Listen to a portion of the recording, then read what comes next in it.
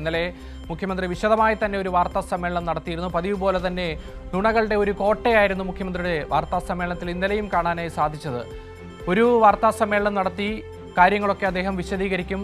അതിൽ മുഴുവനും നുണകളായിരിക്കും. ഒരു 65% മുകളിലും അദ്ദേഹം പറയുന്നത് നുണകൾ മാത്രമാണ്. അത് അടുത്ത വാർത്താ സമ്മേളനത്തിൽ മാധ്യമങ്ങൾ അദ്ദേഹത്തോട് ചോദിക്കും. അതിൻ്റെ വസ്തുതകളൊക്കെ നിരത്തി, തെളിവുകളൊക്കെ നിരത്തി ചോദിക്കുമ്പോൾ അതിനെയൊക്കെ മറയ്ക്കാനായിട്ട് വീണ്ടും വീണ്ടും നുണകൾ കെട്ടിപ്പൊക്കുന്ന ഒരു മുഖ്യമന്ത്രിയാണ് നമുക്കിന്നുള്ളതെന്നത് ലജ്ജാകരമാണ്. എന്തായാലും അദ്ദേഹത്തിൻ്റെ വാർത്താ സമ്മേളനത്തിൽ ഇന്നലെ എന്തൊക്കെയാണ് പറഞ്ഞതെന്ന് നമുക്ക് മുന്നിലുള്ളതാണ്. കൂടുതൽ വിശദാംശങ്ങൾ നമുക്ക് കെ ഉമേഷ് പറഞ്ഞു തരും. ഈ MDMA കേസ് പ്രതിയുമായുള്ള ബന്ധത്തിൻ്റെ കാര്യത്തിൽ ഉരുണ്ട് കളിക്കുകയായിരുന്നു ഇന്നലെ മുഖ്യമന്ത്രി വി.ഡി. സതീശൻ ചെയ്തത്. നവകേരള സദസ്സിൽ മർദ്ദനമേറ്റ ശേഷമാണ് മുഹമ്മദ് ഹുസൈനെ കണ്ടതെന്നാണ് മുഖ്യമന്ത്രി പറഞ്ഞത്. Umesh, good morning. ഇന്നലെ മുഖ്യമന്ത്രി പറഞ്ഞതൊക്കെ നമ്മൾ കേട്ടതാണ്.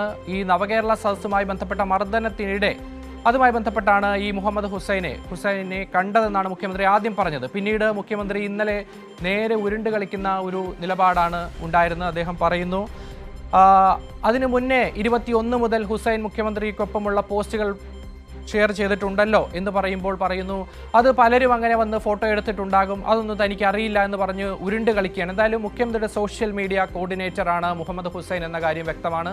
എന്തായാലും നുണകൾ കൊണ്ടൊരു കോട്ട കെട്ടുന്ന മുഖ്യമന്ത്രിയാണ് നമുക്ക് കാണാൻ സാധിക്കുന്നത്, അല്ലേ?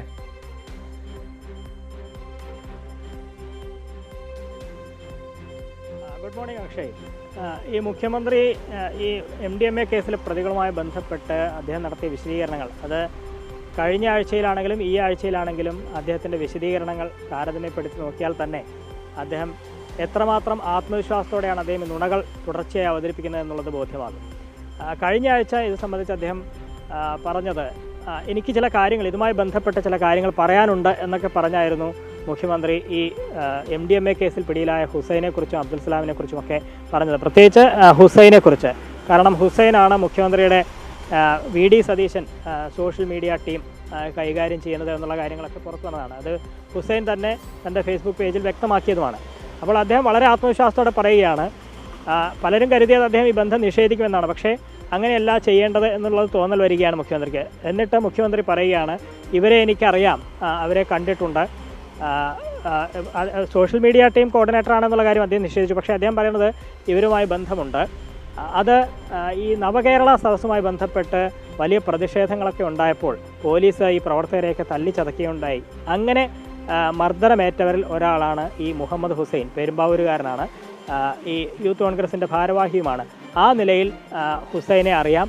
അന്ന് ഈ മർദ്ദനമേറ്റ ദേഹമൊക്കെ പരുക്കുണ്ടായപ്പോൾ ഹുസൈനോട് ഒരു ദിവസം വീട്ടിലേക്ക് വരാം എന്ന് താൻ പറഞ്ഞിരുന്നു. അങ്ങനെ വീട്ടിൽ പോയി കണ്ടിട്ടുണ്ട്. അതിനുശേഷം പലപ്പോഴും കണ്ടിട്ടുണ്ട്. അപ്പോഴൊന്നും ഈ കേസ് അതിനെക്കുറിച്ച് അറിയില്ല എന്നൊക്കെയാണ് മുഖ്യമന്ത്രി വളരെ ആത്മവിശ്വാസത്തോടെ പറഞ്ഞത്. പക്ഷേ വാർത്താ സമ്മേളനം കഴിഞ്ഞ് അന്ന് വൈകിട്ട് തന്നെ ഇതുമായി ബന്ധപ്പെട്ട ചില ചിത്രങ്ങൾ പുറത്തു വരികയാണ്. അത് ഈ നവകേരള സദസ്സൊക്കെ നടക്കുന്നതിന് 2 വർഷം മുൻപ് തന്നെ ഇരുവരും തമ്മിൽ നിൽക്കുന്ന ചിത്രങ്ങളും അടുത്ത് ഇടപഴകുന്നതുമായ വീഡിയോ ദൃശ്യങ്ങളടക്കം പുറത്തു വന്നതാണ്. ഈ 2023 ഡിസംബർ 7 മുതൽ 10 വരെയാണ് നവകേരള സദസ്സ് എറണാകുളത്ത് പര്യടനം നടത്തിയത്. അതിൽ പെരുമ്പാവൂരിലെത്തിയത് ഡിസംബർ 8-നുമാണ്. ആ ഡിസംബർ 8-നാണ് ഇങ്ങനെ മർദ്ദനമുണ്ടായി, പരിക്കേറ്റു ഹുസൈൻ എന്നൊക്കെ മുഖ്യമന്ത്രി വിശദീകരിച്ചത്. പക്ഷേ അന്നത്തെ ദൃശ്യങ്ങൾ പുറത്തു വന്നിട്ടുണ്ട്. ആ പുറത്തുവിട്ട ദൃശ്യങ്ങൾ മുഹമ്മദ് ഹുസൈൻ തന്നെ അതും തൻ്റെ സാമൂഹ്യ മാധ്യമ പേജിൽ പങ്കുവച്ചിട്ടുണ്ട് എന്നുള്ളതാണ്. അന്ന് ഈ മുഹമ്മദ് ഹുസൈൻ മുദ്രാവാക്യം വിളിക്കുന്നതും പോലീസ് വാഹനത്തിൽ കയറി പോകുന്നതുമൊക്കെയാണ് ആ ദൃശ്യങ്ങളുള്ളത്. ഒരു തരത്തിലുള്ള പരിക്കും മുഹമ്മദ് ഹുസൈന് ഏറ്റിട്ടുമില്ല. അപ്പോൾ പരിക്കേറ്റു എന്നുള്ള ഒന്നാമത്തെ നുണ, മുഖ്യമന്ത്രിയുടെ നുണ അവിടെ പൊളിഞ്ഞു. രണ്ടാമത്തെ കാര്യം, അന്ന് മുതലാണ് ഈ ഹുസൈനെ പരിചയം, അടുത്തിടപഴകിയതൊക്കെ അതിന് ശേഷമാണ് എന്നൊക്കെയാണ് മുഖ്യമന്ത്രി പറഞ്ഞത്. പക്ഷേ മുഹമ്മദ് ഹുസൈൻ തൻ്റെ ഫേസ്ബുക്ക് പേജിൽ പങ്കുവച്ച ദൃശ്യങ്ങൾ അത് 2021-ലും 2022-ലും ഒക്കെ ഉള്ളതാണ്. അന്നത്തെ ചില ദൃശ്യങ്ങളുമുണ്ട്. അപ്പോൾ ഈ 2 നുണകളും പൊളിയുകയാണ്.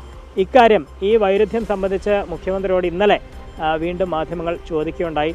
അപ്പോഴദ്ദേഹം പൊടുന്നനെ മലക്കം മറിയുന്നതാണ് നമ്മൾ കണ്ടത്. ഉരുണ്ട് കളിക്കുകയാണ് അദ്ദേഹം പറയുന്നത് 23-നാണ് പരിചയപ്പെട്ടത്. പക്ഷേ പലരും തന്നെ വന്ന് കണ്ടിട്ടുണ്ടാകും, അവരുടെ ഇഷ്ടം പോലെ സംസാരിച്ചിട്ടുണ്ടാകും, ഫോട്ടോ എടുത്തിട്ടുണ്ടാകും എന്നൊക്കെ വളരെ അങ്ങനെ പറഞ്ഞ് അദ്ദേഹം പോവുകയാണ് ഉണ്ടായത്. അപ്പോൾ ഒരു അവ്യക്തത മുഖ്യമന്ത്രിയുടെ മറുപടിയിൽ ഇന്നലെ കാണാമായിരുന്നു. കാരണം ദൃശ്യത്തെളിവുകൾ സഹിതം മുഖ്യമന്ത്രിയോട് ഈ ചോദ്യങ്ങൾ വീണ്ടും വരുമ്പോൾ എന്ത് പറയണം എന്ന അദ്ദേഹത്തിനൊരു പ്രശ്നമുണ്ട്. അദ്ദേഹം പ്രതിരോധത്തിലായിട്ടുണ്ട്.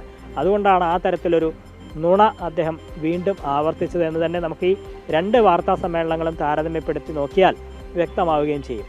ഇനി രണ്ടാമത്തെ കാര്യം, ഈ MDMA കേസിൻ്റെ അന്വേഷണം സംബന്ധിച്ച് അതിൽ വലിയ അട്ടിമറികൾ ഈ അന്വേഷണവുമായി ബന്ധപ്പെട്ട് നടക്കുന്നുണ്ട് എന്നുള്ളത് ഇതുവരെയുള്ള വിവരങ്ങൾ പരിശോധിച്ചാൽ നമുക്ക് ബോധ്യമാകും. ഇത് 140ഓളം ഗ്രാം MDMA-യുമായാണ് ഈ യൂത്ത് കോൺഗ്രസ് പ്രവർത്തകരടക്കം പിടിയിലായത്.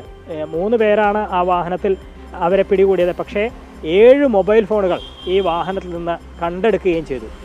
അപ്പോൾ സ്വാഭാവികമായും പോലീസ് സാധാരണഗതിയിൽ വളരെ വിശദമായ അന്വേഷണത്തിലേക്ക് കടക്കും. കാരണം 10 ഗ്രാം തന്നെ കൈവശം വെച്ചാൽ അത് വലിയ കുറ്റമാണ്. അത് സംബന്ധിച്ച് ഇതിൻ്റെ ഉറവിടം അന്വേഷിക്കേണ്ടതുണ്ട്. ഇത് ആർക്കൊക്കെ കൈമാറ്റം ചെയ്യപ്പെട്ടു എന്നുള്ളത് പരിശോധിക്കേണ്ടതുണ്ട്. ഇവരുടെ ഫോൺ കോളുകൾ പരിശോധിച്ചാൽ ആണ് അത്തരം വിവരങ്ങളിലേക്കൊക്കെ ചെല്ലുക. ഇത് ആർക്കൊക്കെ കൈമാറി, ഇതിൽ എത്ര പണം ഇവർ സമ്പാദിച്ചു, അതെങ്ങോട്ടൊക്കെ പോയി, അങ്ങനെ വളരെ സമഗ്രമായ അന്വേഷണം പോകേണ്ടതാണ്. ഇത് കാസർഗോഡ് ചന്ദേര പോലീസാണ് ഈ കേസ് രജിസ്റ്റർ ചെയ്ത്. പക്ഷേ പോലീസ് ഇത്രയും ദിവസമായിട്ടും ഇവരെ ഒന്ന് കസ്റ്റഡിയിൽ വാങ്ങാൻ പോലും തയ്യാറായിട്ടില്ല എന്നുള്ളതാണ് ഒന്നാമത്തെ കാര്യം. രണ്ടാമത്, ഇത്രയും വലിയ 10 ഗ്രാം കൈവശം വെച്ചാൽ തന്നെ വലിയ കുറ്റമാണ് എന്നിരിക്കെ 139 ഗ്രാം MDMA ആണ് ഇവരിൽ നിന്ന് പിടികൂടിയത്. അതായത് ഈ നിയമപരമായി ഏതാണ്ട് 14 ഇരട്ടി ഇവരിൽ നിന്ന് കണ്ടെടുത്തിട്ടുണ്ട് എന്നുള്ള അർത്ഥം.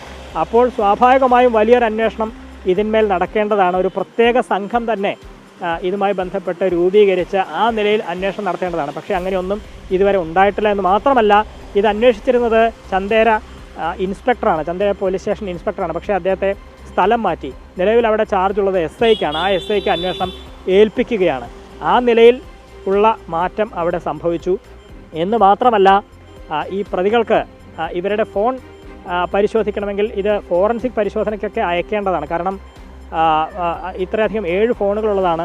ഇതിൻ്റെ ആരെയൊക്കെ ഫോൺ ചെയ്തു, അല്ലെങ്കിൽ എത്ര സമയം ഒക്കെ ഫോൺ സംസാരിച്ചു തുടങ്ങിയ കാര്യങ്ങളൊക്കെ അറിയണമെങ്കിൽ അത് പ്രത്യേകിച്ച് വാട്സപ്പ്, ഇൻ്റർനെറ്റ് കോളുകളാണെങ്കിൽ അതിന് ഫോറൻസിക് പരിശോധന അനിവാര്യമാണ്. പക്ഷേ ഇതുവരെ ആ ഫോൺ ഫോറൻസിക് പരിശോധനയ്ക്ക് അയച്ചിട്ടില്ല എന്നുള്ളതാണ് ഒന്നാമത്തെ കാര്യം.